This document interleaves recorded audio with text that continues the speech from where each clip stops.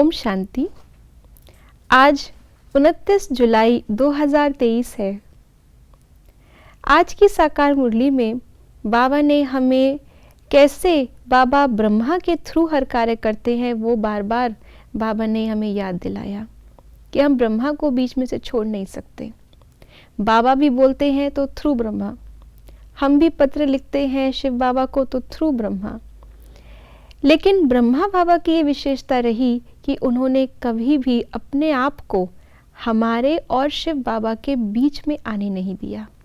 कितना वंडरफुल ये आत्मा का ये कितना मजबूत गुण है, कितना स्ट्रॉन्ग वर्च्यू है। इसी को कहा जाता है मैंपन को समाप्त करना, निमित्त बन जाना। इसी बात को आज बाबा हाईलाइट कर रहे हैं अपने अव्यक्त इशारों में।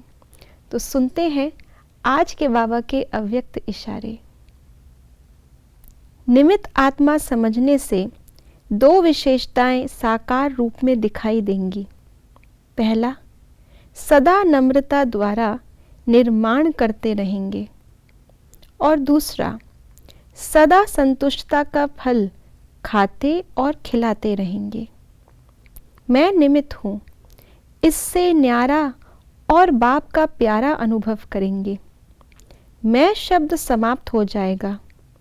मैं के बजाय बाबा बाबा कहने से सबकी बुद्धि बाप की तरफ जाएगी और विशेष शक्ति का अनुभव करेंगे।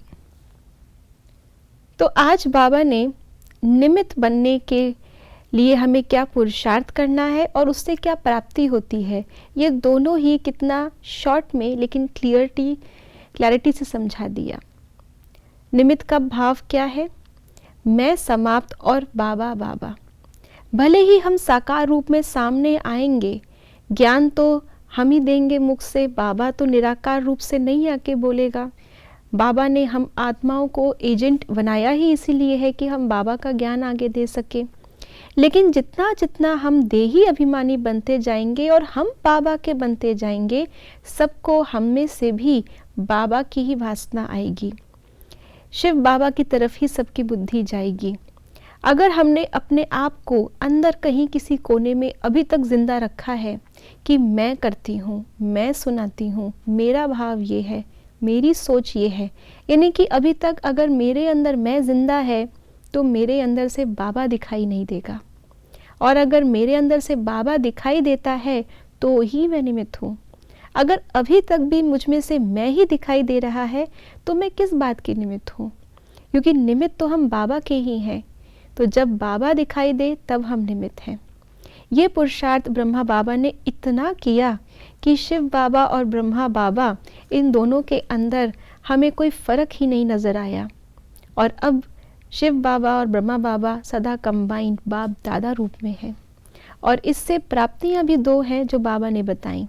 एक तो जितना ज़्यादा हम निमित्त समझेंगे और मेरे अंदर बाबा ही है, अर्थात बाबा के ही गुण, बाबा की ही शक्तियाँ, बाबा का ही ज्ञान, बाबा की ही सेवा, तो सदा नम्रता रहेगी और बाबा के उन गुणों से ही निर्माण हो सकता है। हमारे अपने दम पे तो कलयुग ही आ गया। दूसरा, सदा संतुष्टता। जितना ज़्यादा बाबा हमारे अंदर समाया है रग रग में, उतना ज़्यादा बाबा की प्राप्तियों का अनुभव हम कर सकेंगे तो स्वयं भी संतुष्ट रहेंगे और निमित्त बनकर सबको कराएंगे तो सबको संतुष्ट कर सकेंगे। ओम शांति।